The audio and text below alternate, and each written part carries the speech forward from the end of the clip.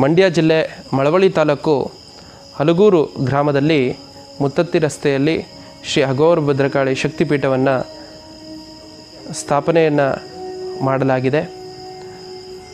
ಈ ಒಂದು ಯಾಗ ಮಂಟಪದಲ್ಲಿ ಪ್ರತಿ ಅಮಾವಾಸ್ಯೆಯಂದು ಮಹಾಪ್ರತ್ಯಂಗಿರ ಯಾಗವನ್ನು ನಡೆಸಲಾಗುತ್ತದೆ. ಸದ್ಭಕ್ತರೆಲ್ಲರೂ ಈ ಒಂದು ಸತ್ಕಾರ್ಯದಲ್ಲಿ ಭಾಗಿಯಾಗಿ ತಮ್ಮ ಕಷ್ಟ ಕಾರ್ಪಣ್ಯಗಳನ್ನು ಪರಿಹರಿಸಿಕೊಳ್ಳಬಹುದು. ತಾವೆಲ್ಲರೂ ಒಮ್ಮೆ ದೇವಿಯ ಆಲಯಕ್ಕೆ ಬಂದು ದೇವಿಯ ಕೃಪೆಗೆ ಪಾತ್ರರಾಗಿ.